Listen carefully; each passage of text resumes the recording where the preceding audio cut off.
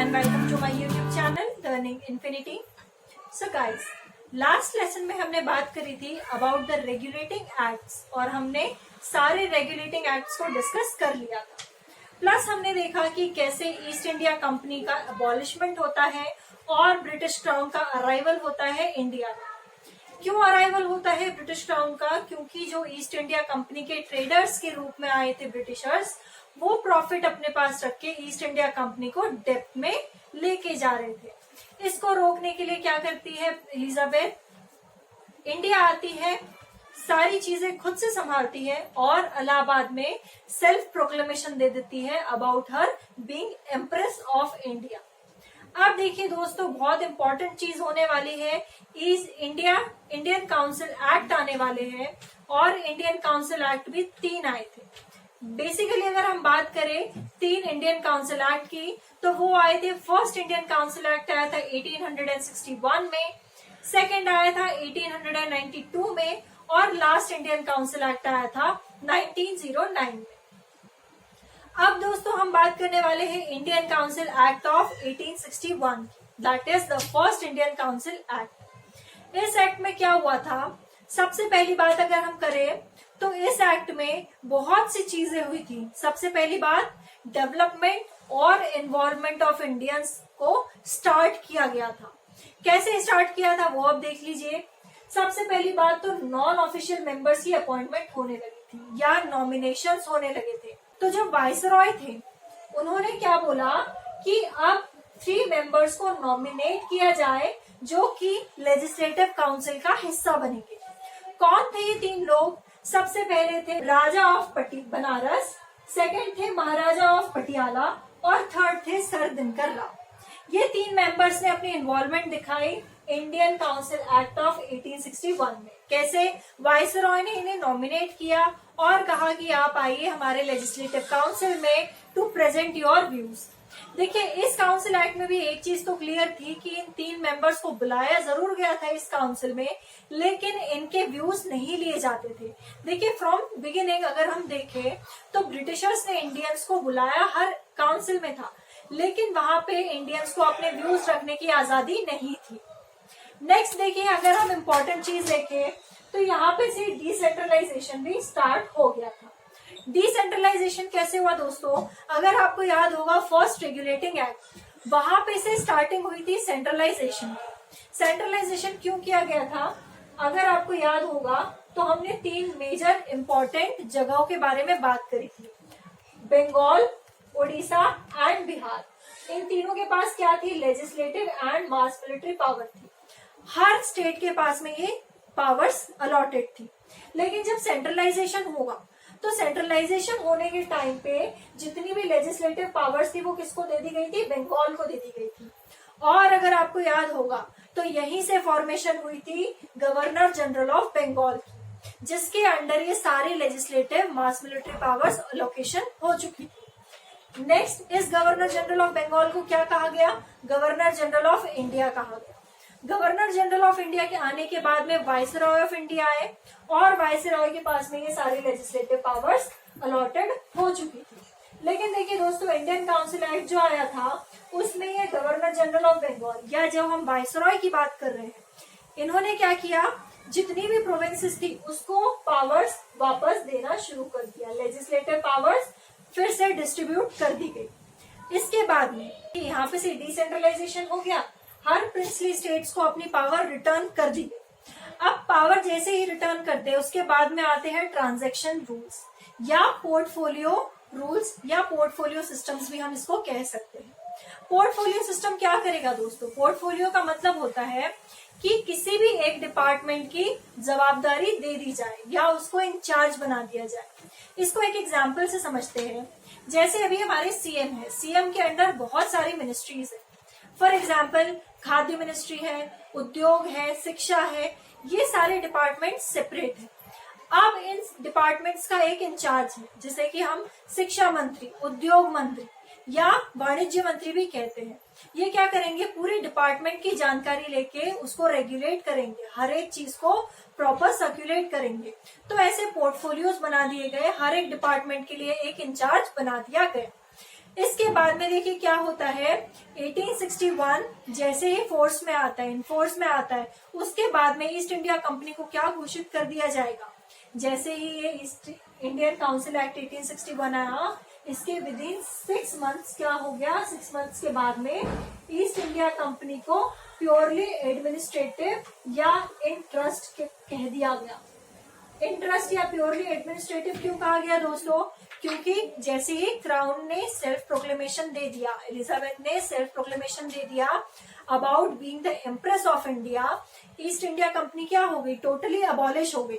लेकिन अब क्या होता था, ईस्ट इंडिया कंपनी के अंडर या ईस्ट इंडिया कंपनी के नाम पे ही सारा एडमिनिस्ट्रेशन रन हो रहा था इंडिया में, इसीलिए इसको प्योरली एडमिनिस्ट्रेटिव या इंटरेस्ट घोषित कर दिया गया। अब हम बात कर रहे हैं इंडियन काउंसिल एक्ट ऑफ 1892 की। ये सेकेंड इंडियन काउंसिल एक्ट था और इस एक्ट में हम कह सकते हैं कि इंडियंस को थोड़ा और पावर मिला, या हम क्या इसे ऐसे समझे कि जो एग्जीक्यूटिव फंक्शंस होने थे उसमें इंडियंस का इन्वॉल्वमेंट थोड़ा और बढ़ गया। कैसे बढ़ गया वो अब आप समझिए थोड़ा। सबसे पहली चीज तो इस एक्ट में क्या होता है कि स्ट्रॉन्ग लेजिस्लेटिव काउंसिल की फॉर्मेशन हो जाती है। स्ट्रॉन्ग लेजिस्लेटिव काउंसिल की क्या नीड पड़ी, देखिए जैसे जैसे इंडियंस का इन्वॉल्वमेंट बढ़ रहा था इस पूरे ब्रिटिश एडमिनिस्ट्रेशन में, वैसे वैसे इंडियंस को कहीं ना कहीं थोड़ी सी स्टेबिलिटी चाहिए थी ताकि वो अपने फंक्शंस को और अच्छे से परफॉर्म कर सके। इसीलिए क्या होता है कि स्ट्रॉन्ग लेजिस्लेटिव काउंसिल की फॉर्मेशन हो जाती है। सेकेंड क्या इनके पास में पावर आती है कि अब इंडियंस बजट में भी डिस्कशन कर सकते थे, मतलब जो भी बजट आता था अब उसमें अपना व्यू रख के उसमें डिस्कस करने की भी अपॉर्चुनिटी मिल गई थी इंडियंस को। नेक्स्ट क्या था कि ये अब इंडियंस क्वेश्चन कर सकते थे एग्जीक्यूटिव को कि क्या फंक्शंस परफॉर्म होने हैं या क्या चीजें इम्प्लीमेंट होनी है।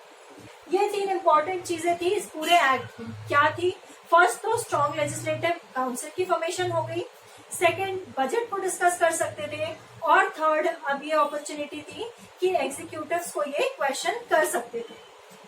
अब एक और इम्पोर्टेंट चीज होती है जिसको कि हम कह सकते हैं कि इनडायरेक्ट इलेक्शन होने लगा था। कैसे, देखिए अभी तक के जितने भी ब्रिटिशर्स थे या ब्रिटिश एडमिनिस्ट्रेशन के लोग थे, अगर उन्हें किसी को भी सिलेक्ट करना है, इधर it is governor general of Bengal, viceroy और गवर्नर जनरल ऑफ इंडिया, ये खुद ही सिलेक्ट कर लेते थे, खुद ही नॉमिनेट कर लेते थे। लेकिन जैसे ही इंडियन काउंसिल एक्ट ऑफ 1892 आया, वैसे ही इंडियंस को क्या हुआ कि वाइसरॉय पूछने लगा, या हम कह सकते हैं कि रिकमेंडेशन लेने लगे।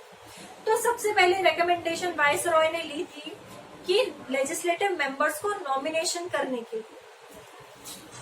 यहां से आप समझ सकते हैं कि देखिए वाइसरॉय ने क्या किया, रिकमेंडेशन ली प्रोविंशियल लेजिस्लेटिव काउंसिल के मेंबर्स को सिलेक्ट करने के लिए। प्लस एक और जगह से इन्होंने रिकमेंडेशन ली, वो क्या थी, ये थी चेंबर ऑफ कॉमर्स। ये 2 जगह से रिकमेंडेशन ली किस चीज के लिए, लेजिस्लेटिव मेंबर्स के नॉमिनेशन के लिए। नेक्स्ट प्रोविंशियल लेजिस्लेटिव काउंसिल की अगर हम बात करें तो इस जगह की लोगों को सिलेक्ट करने के लिए, यहाँ के मेंबर्स को सिलेक्ट करने के लिए किसकी रिकमेंडेशन लेंगे, जमींदार की, ट्रेड यूनियंस की और यूनिवर्सिटीज की। तो इसको हम कह सकते हैं कि यहाँ से इलेक्शन का इन्फ्लुएंस हुआ। इलेक्शन के लिए हम कह सकते हैं कि यहाँ से आइडिया जनरेट हुआ कि अब कैसे इलेक्शन होगा, कैसे नॉमिनेशन होगा और कैसे रिकमेंडेशंस ली जाएगी।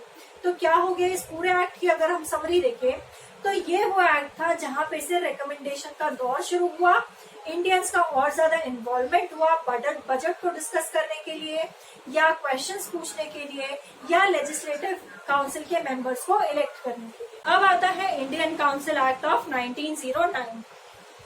देखिए दोनों इंडियन काउंसिल एक्ट जो थे 1861 एंड 1892, इन दोनों इंडियन काउंसिल एक्ट में थोड़ी पावर मिली या हम कह सकते हैं थोड़ा इन्वॉल्वमेंट हुआ इंडियंस का। बट ये जो एक्ट आता है इसमें बहुत सारे ड्रास्टिक चेंज होते हैं ब्रिटिश एडमिनिस्ट्रेशन में। क्या चेंजेस होते हैं वो अब हम देखते हैं। देखिए सबसे पहली बात तो इंडियन काउंसिल एक्ट ऑफ 1909 को एक नाम से और जाना जाता है और वो नाम है मॉर्ले मिंटो रिफॉर्म्स। देखिए मॉर्ले मिंटो जो है ये 2 व्यक्ति थे। सबसे पहले लॉर्ड मॉर्ले जो थे ये थे सेक्रेटरी स्टेट ऑफ इंडिया और लॉर्ड मिंटो जो थे वो थे वाइसरॉय ऑफ इंडिया। ये 2 व्यक्ति थे और इन्होंने बहुत सारी चेंजेस लाए, पूरी पॉलिसीज ही पलट के रख दी। आगे आप देखेंगे कि कैसे पार्टीशन हुआ, बंगाल पार्टीशन हुआ। फिर हम बात करेंगे कि कैसे सेपरेट इलेक्टोरल का भी इन लोगों ने एस्टैब्लिशमेंट किया था। सेपरेट इलेक्टोरल क्या होता है दोस्तों? तो ये होता है कि जो माइनॉरिटीज होती है, दैट मीन्स कि जो Muslims, Sikhs, Anglo Indians, Christians जितने ही थे, इन लोगों को एक सेपरेट अथॉरिटी मिली कि ये वोट कर सके, इनको वोटिंग राइट्स दिए गए। मिंटो मॉर्ले रिफॉर्म्स में ही इन लोगों को ये राइट्स भी मिले थे। कैसे मिले थे वो हम बात करते हैं। देखिए, सबसे पहले क्या चेंज हुआ इसमें कि जो स्ट्रेंथ थी सेंट्रल लेजिस्लेटिव काउंसिल की, ये अल्टीमेटली इंक्रीज हो गई।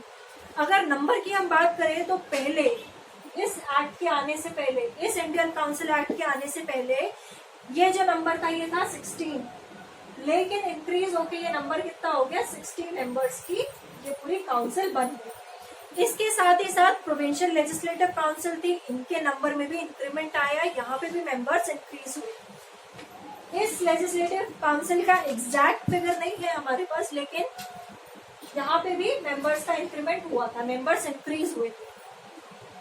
नेक्स्ट बात आती है लॉर्ड कर्जन।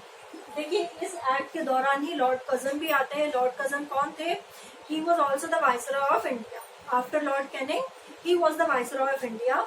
और ये जब आते हैं तो ये क्या कर देते हैं? बंगाल पार्टीशन कर देते हैं। बंगाल पार्टीशन करते ही क्या हो जाता है? यहाँ पे मुस्लिम लीग का भी एस्टैब्लिशमेंट हो जाता है। और देखिए दोस्तों, जैसे ही मुस्लिम लीग का एस्टैब्लिशमेंट होता है, वैसे ही बात आती है सेपरेट इलेक्टोरल।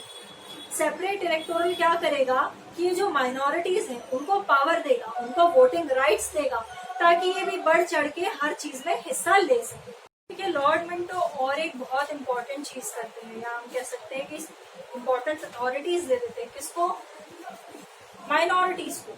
सबसे पहले तो इन्होंने क्या किया कि इन्होंने सेपरेट इलेक्टोरेट का एस्टैब्लिशमेंट कर दिया, इसको क्रिएट कर दिया। सेपरेट इलेक्टोरेट को एस्टैब्लिश करके क्या फायदा मिला?